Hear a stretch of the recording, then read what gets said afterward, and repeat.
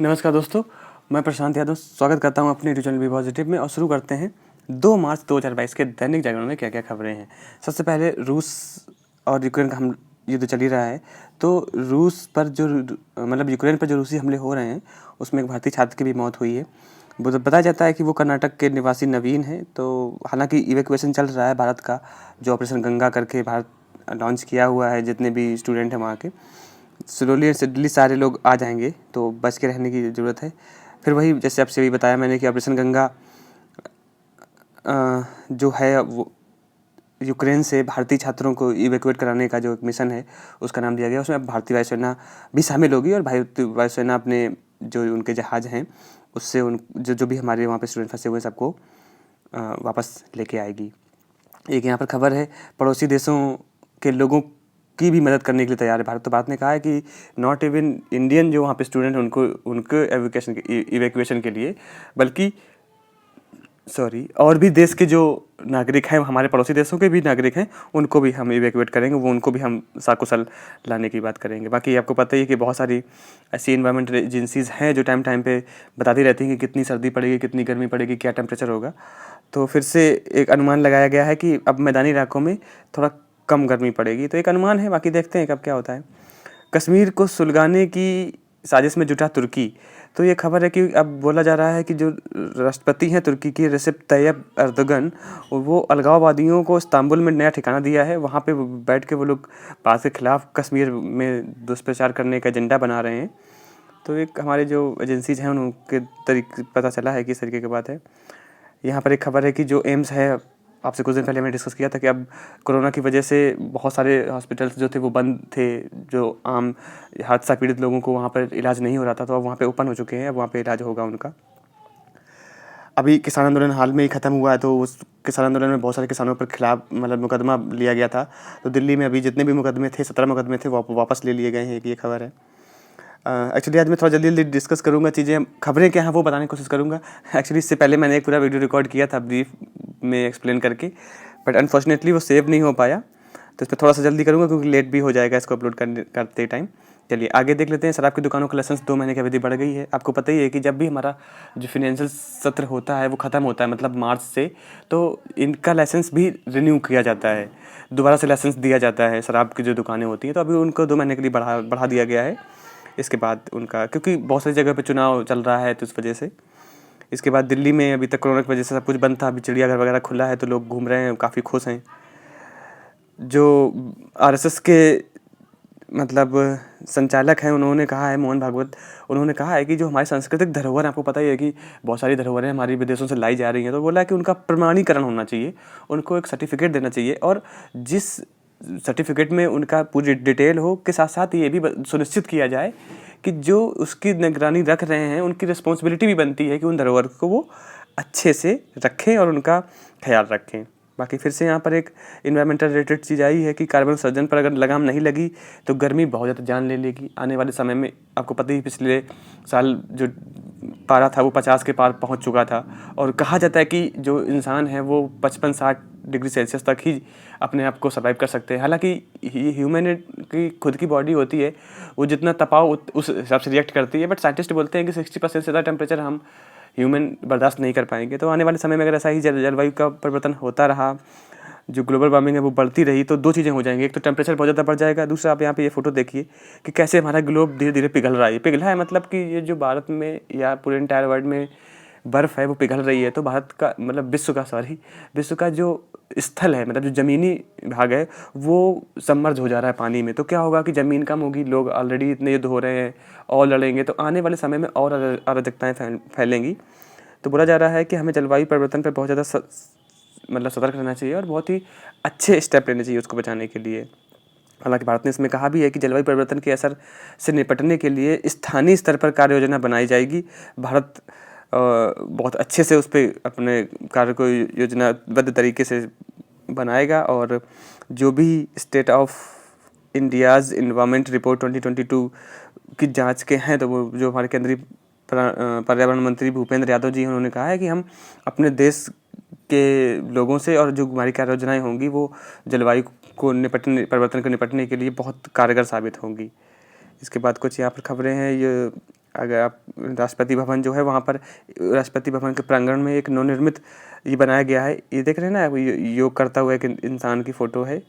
तो इसमें योग मुद्रा में बैठे मनुष्य के आकार का आरोग्य वनम है। तो कभी अगर आपको मौका मिलता है राष्ट्रपति भवन जाने का तो जाइए, वहाँ पे देखिए जाके, बहुत सुंदर ये दृश्य है। इसके बाद आर ओ प्यूरीफायर के संबंध में एनजीटी के आदेश पर एक नोक लगी। एनजीटी आप जानते ही होंगे, नेशनल ग्रीन ट्रिब्यूनल है। अगर आप नहीं जानते एनजीटी के बारे में और इस तरीके के ट्रिब्यूनल्स के बारे में तो 5 का पंच प्रोग्राम इसी चैनल पे आता है, वहाँ पे आप जाके देखिए। डिटेल्ड में आपको वहाँ पर एनजीटी के बारे में बात करेंगे। वहाँ पे हमने आसफा के बारे में भी ये बताया है, तो आप वहाँ से आप आसफा के बारे में डिटेल्ड जानकारी पा सकेंगे कि क्या क्या होता है। तो आरओ मतलब होता है रिवर्स ऑस्मोसिस। एक ऐसी प्रक्रिया होती है जिसके तहत जो पानी के अंदर दूषित पदार्थ होते हैं लाइक अमोनिया या क्लोरीन, उनको वो प्यूरीफाई करके एक पीने योग्य पानी बनाता है। बट उसमें एक ड्रॉबैक ये है कि जितना पानी हम पीने के लिए बनाते हैं उससे 2 गुना ज़्यादा पानी, 3 गुना ज़्यादा पानी वेस्ट कर देता है वो।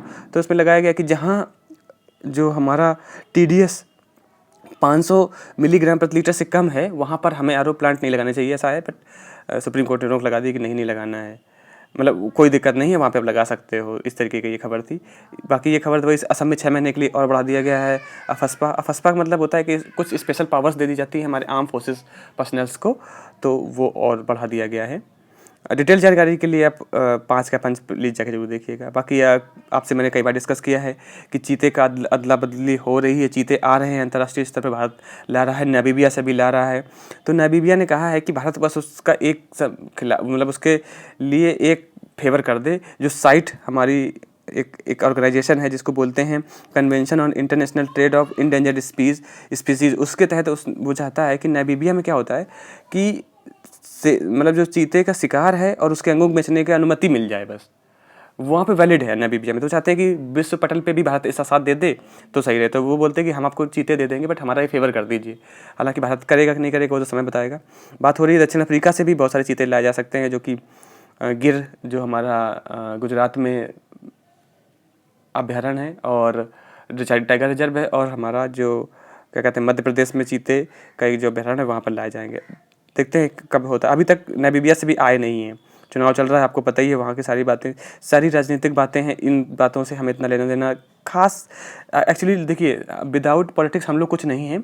बट ये बातें वैसी हैं कि हम आपस में लड़ सकते हैं कि हम बीजेपी, तुम भाजपा, तुम सपा, तुम कांग्रेस, तुम ये, तो वो चीज़ें हैं। तो मैं अवॉइड करता हूँ क्योंकि हम उस हिसाब से डिस्कस करते हैं कि हमारे एग्जाम्स पर्सपेक्टिव से चीज़ें हमें फ़ायदेमंद हों। बाकी यहाँ पर एक थोड़ी सी सनुमा या बोल सकते हैं कि बहुत अच्छी खबर है, ये गिफ्ट देने की बात है। बात ये है गुजरात में सगाई में मंगेतर को दिया चांद पर फ्लैट। तो अभी चांद पर दिवाली शुरू हो गई क्या, हाँ पता कीजिए और देखिए। ऐसा होता है, ये होता है कि आप अगर गिफ्ट देना चाहते हैं तो फिर दीजिए, वहाँ जाएंगे कैसे, ये बड़ी बात है, कोई बात नहीं। इसके बाद ये है कि विवादित इस्लामिक संगठन की बैठक में सिमी समर्थक शामिल हो रहे हैं। देखिए बहुत सारे इस्लामिक संगठन हैं जो विवादित भी हैं, भारत में बैन भी हैं, बट वो आपस में बैठ के कभी ना कभी बैठक करते रहते हैं। कोई बात नहीं, वो चीज़ें होती हैं, होती रहेंगी। बात है कि सिमी समर्थक भी उसमें शामिल हुए हैं। तो हम जान लेते हैं सिमी क्या है। तो सिमी एक student Islamic movement of India करके एक संगठन है जो कि भारत का एक मुस्लिम जो स्टूडेंट एरिया कैटर करता है। काफ़ी अच्छा मतलब व्यापक मुस्लिम संगठन है। तो उसके समर्थक भी यहाँ पर शामिल हुए थे। ये थोड़ी चिंताजनक बात है। बाकी देखते हैं क्या होगा। श्रीनगर में लश्कर का आतंकी गिरफ्तार, चीज़ें वहाँ पर होती रहती हैं। बहुत कम हुआ है वैसे वहाँ पर आतंकवादी जो एक्टिविटीज़ हैं, बट फिर भी ख़त्म नहीं हुई हैं, ये बात तो है। बाकी मेक इन इंडिया के तहत चीन से भी आधी कीमत पर बना है कार्गो स्कैनर। आपको पता ही होगा, जब आप रेलवे स्टेशन जाते होंगे या क्या कहते हैं एयरपोर्ट जाते होंगे या किसी मॉल में जाते होंगे तो रहता है कि अगर बैग लेके जाएंगे तो उसको स्कैन करवाते हैं। तो वो होती हैं कार्गो स्कैनर। कभी कभी क्या होता है, हमारे ट्रक वगैरह भी जाते हैं, उनका भी स्कैनर करते हैं। तो उस तरीके का भारत में चीन से आधी कीमत पे बनाया जा रहा है। सोचिए मेक इन इंडिया के तहत भारत कितना आगे बढ़ रहा है। इन मतलब बहुत सारी खूबियाँ होंगी इसमें। इसका नाम दिया गया है कृति स्कैन, ध्यान देना है, कृति सैनन नहीं, कृति स्कैन इसका नाम दिया गया। बाकी इनमें कुछ चीज़ें हैं, क्या क्या कर सकते हैं, बंदूक, विस्फोटक, ड्रग, नशीली पदार्थ, इनको वो पता लगाने में सक्षम होगा। बाकी यहाँ पर आपको पता ही है कि एक जो पीएम ने चलाया था, PM care for children scheme के तहत, जिसमें जिसने अपने माता पिता को खो दिया, जिस बच्चे ने कोरोना के तहत, तो उसको 24 साल तक उसको मुआवजा दिया जाएगा, उसको पेंशन दी जाएगी, उसको पढ़ाया जाएगा। तो उसमें बोला जाएगा कि अब उन बच्चों को जिनके माता पिता खो चुके हैं मुफ्त में पढ़ाएगा केंद्रीय विद्यालय। हालांकि केंद्रीय विद्यालय की बहुत कम फीस होती है, बट स्टिल मुफ्त में पढ़ाएंगे। तो ये बात है, बहुत अच्छा स्टेप है गवर्नमेंट का, के साथ साथ केंद्रीय विद्यालय समिति का भी। इसके बाद फ्रांस का रूस के खिलाफ आर्थिक युद्ध का ऐलान। अभी युद्ध चल रहा है, बहुत सारे देश जो होंगे एक दूसरे पर लगाएंगे कि हमारी तरफ से आपका ये बंद, हमारी तरफ से आपका ये बंद। कहीं ना कहीं रसिया पे बहुत ज़्यादा लगेंगे। एक ये है कि तेज होते हमले के बीच करहाती मानवता, और ये तो बिल्कुल सत्य है कि जब भी कोई युद्ध होता है, जब भी कहीं पे ब्लड शेड होता है, खून बहता है, तो वहाँ जो मानवता होती है, ह्यूमैनिटी होती है, वो अपना दम तोड़ती है। और ये साफ दिख रहा है इसमें। वो कौन सही है कौन गलत है, यहाँ पर लड़ाई कौन सही कौन गलत की नहीं है। यहाँ पर मानवता, क्योंकि जो सही है जो गलत है, कौन जीतेगा कौन हारेगा, बात वो है ही नहीं। बात है अगर कोई चीज़ हारेगी, डेफिनेटली हारेगी, वो है मानवता। तो चीज़ें अब क्या हैं, अपने बस में उतना नहीं है। और कभी कभी होता भी यही है कि चीज़ें होता ना कि लड़ाई इस वजह से नहीं होती कि क्या सही है क्या गलत है। कभी कभी ज़रूरी ये हो जाता है लड़ना कि क्या कम गलत है क्या ज़्यादा गलत है, क्योंकि गलत तो पूरी दुनिया ही है। बाकी ये आप यहाँ पे लिस्ट दी है, आप स्क्रीनशॉट ले सकते हैं।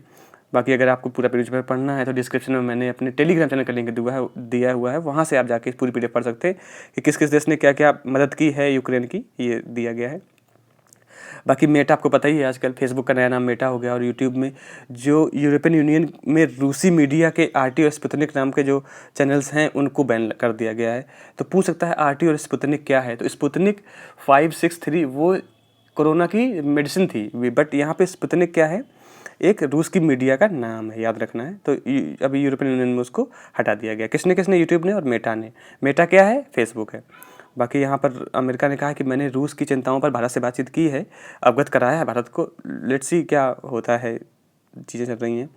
यहाँ पर बात आई है कि यूक्रेन के एक बहुत ही शांत स्वभाव का गांव था, वहाँ के भी लोग अब युद्ध के लिए तैयार हो रहे हैं। तो होंगे ही, वहाँ के राष्ट्रपति ने कहा है कि आप लड़िए। और देखिए, देश कोई भी हो, हर एक नागरिक अपने देश के लिए जान से ज़्यादा उसको वैल्यू देता है, और देना भी चाहिए। कौन सही, फिर वही बात कि कौन सही कौन गलत की लड़ाई नहीं है यहाँ पर अपने अस्तित्व की लड़ाई है। वो हर एक इंसान, हर एक प्राणी यूक्रेन का लड़ रहा है। बाकी हम भारतीय दूतावास ने कहा है कि कीव में अब कोई भारतीय नहीं बचा है, सारे वहाँ से इवैक्यूएट कर लिए गए हैं। हालांकि कल मैं एक वीडियो देखा तो उसमें बोला जा रहा था कि एक स्टूडेंट बोल रहा था कि यहाँ पर इतना अच्छा इवैक्यूएशन नहीं है और हम लोग बहुत दूर हैं, भारत हमें कुछ नहीं कर रहा है। हालांकि फेक है कि असली, हमें क्या ही पता, वो तो समय आने पे ही पता चल पाएगा। वो उसने ये भी बोला कि जो भारतीय मीडिया है वो बहुत ज़्यादा फालतू के बता रही है कि ये कर रही है गवर्नमेंट, कुछ नहीं कर रही है। तो ऐसा नहीं है, गवर्नमेंट यहाँ से बहुत कुछ कर रही है। बाकी हकीकत क्या है ये तो अब लोग ही जान रहे होंगे, बट गवर्नमेंट बहुत सारे स्टेप्स ले रही है, इस बात में तो कोई क्या कहते हैं, दो राय नहीं है। बाकी यूक्रेन बॉर्डर पर 15 किलोमीटर तक जाम है, आपको पता ही, लोग इधर से उधर भाग रहे हैं, तो जाम होगा ही। इसके बाद फिर वही बात, हथियार उठाओ और रूस से लड़ो। यूक्रेन के जो लोग हैं वहाँ पे, जो मतलब जो पहुँचे हैं लोग, उन्होंने पोलैंड वगैरह जो भी एडजस्टेंट कंट्रीज वहाँ पे जा रहे हैं, तो वहाँ पे बोला जा रहा है कि आप हथियार उठाओ और रूस से लड़ो। क्या है, सोचिए कैसी अराजकता होगी अब वहाँ, कि हर एक इंसान, हर एक कॉमन आदमी के हाथ में बंदूक होगी और वो लड़ाई के लिए तैयार होगा। मतलब कितनी भयानक स्थिति होगी, मैं तो सोच सी भी नहीं सकता कि कैसी स्थिति होगी। एक आम आदमी, बच्चे, परिवार पर क्या असर पड़ रहा होगा। बाकी कहा जा रहा है कि साइबेरिया में परमाणुरोधी लग्जरी बंकर में पुतिन का परिवार है। अभी ये खबरें ऐसे ही आएंगी, पता नहीं ऐसी कौन सी मीडिया है जो वहाँ पे घुस के लग्जरी भी देख ली कि वहाँ की लग्जरी होगी। ये होता ना कि कभी कभी मीडिया ऐसी चीज़ें बता देती है जिसका कोई मतलब भी नहीं होता। कहा जा रहा है कि पेरिस के संग्रहालय में जो पुतिन की मोम की प्रतिमा थी वो भी अब हटा दी जाएगी, क्योंकि उनका जो ये कृत्य है वो कहीं ना कहीं इतना अच्छा नहीं है। देख, फिर वही बात मैं बोलूँगा कि सही गलत की लड़ाई नहीं है, लड़ाई यहाँ पे मानवता की है। और मानवता के खिलाफ पुतिन का ये एक्ट था, क्योंकि उन्होंने जो किसी देश पर अगर युद्ध किया है तो वो मानवता के खिलाफ था। बाकी अभी क्या और उनके रिपरकशंस हो सकते हैं या होंगे। कभी कोई कहता है कि नाटो आएगा, कभी US आएगा, कभी कुछ आएगा। कौन आएगा कौन नहीं आएगा वो देर सवेर बात आएगी। बट अभी अगर देखा जाए तो यूक्रेन पूरी तरीके से कुचला जा चुका है ना, पिटे हुए मोहरी की तरह हो गया है यूक्रेन। ये इसमें पूरा बताया गया है कि किस किस तरीके से यूक्रेन को क्या क्या सावधानी बरतनी चाहिए थी और क्यों नहीं युद्ध करना चाहिए था ऐसे इतने बड़े शक्तिशाली देश से। बाकी यहाँ पर एक ये आर्टिकल है, या जरूर पढ़िएगा, स्क्रीनशॉट शायद तो ले लीजिएगा। कम उम्र में विवाह के जोखिम। आपको पता है कि बाल विवाह जैसी कुरीति देश में काफ़ी हद तक फैली हुई है। हालांकि बहुत ज़्यादा कर्व हो गई है, बट कुछ ऐसे सेक्टर्स हैं जैसे राजस्थान के कुछ एरियाज़ हैं जहाँ पे अभी भी वो चीज़ें हो रही हैं। तो उसमें लैंगिक समानता, महिलाओं के स्वास्थ्य को लेकर बहुत सी चीज़ें मतलब हमारे विकास की बाधक बन रही हैं। तो बहुत अच्छे से बताया गया। तो अगर आपको टाइम मिलता है तो आप इसको ज़रूर पढ़िएगा। कितने इसमें और बहुत सारे जोखिम हो रहे हैं, बहुत सारे केस मतलब अपराध हो रहे हैं, वो भी सारे इसमें बताया जा रहा है। हालांकि डेटा इतना इंपॉर्टेंट नहीं है, डेटा हमें कहीं ना कहीं गलत भी लग रहा है, बट एक बार आप देख लीजिएगा तो आपको समझ में आ जाएगा कि हाँ, कम उम्र के विवाह का जोखिम कितना ज़्यादा बढ़ रहा है। हालांकि बहुत हद तक ख़त्म हो चुका है, बट स्टिल पूरी तरीके से इरेडिकेट नहीं हुआ इस तरीके का। बाकी फिर वही चीज़ है, मेडिकल शिक्षा की कठिन राह। अब वही है कि क्यों जाते हैं भारतीय लोग विदेश में इस तरीके की कोशिश करने। तो आपसे बहुत बार किया है कि पढ़ाई वहाँ पे सिंपल होती है, थोड़ी सी प्रैक्टिकल बेसिस होती है, खर्चा भी कम होता है, और एक विदेशी डिग्री का टैग लग जाता होता है ना कि इम्पोर्टेड चीज़ें भारत को बहुत लुभाती हैं। तो ये भी एक चीज़ है। लेकिन अब ये यूक्रेन का इशू हो गया है, लोग सोच समझ के जाएंगे, क्योंकि इवैक्यूएशन हो रहा है नहीं हो रहा है वो तो जो मीडिया हमें बता रही है, अखबार से हमें जो पता चल रहा है हम वही जान रहे हैं। असल में क्या हो रहा है ये शायद वही जानते हैं जिनके साथ ये हो रहा है कि इवैक्यूएशन प्रोसेस कितना अच्छा चल रहा है। बट कहीं ना कहीं अब देश अपने जो लोग हैं अपने देश पर आश्रित होंगे और अपने देश की शिक्षा व्यवस्था को और सुदृढ़ करके यहीं पर रहेंगे।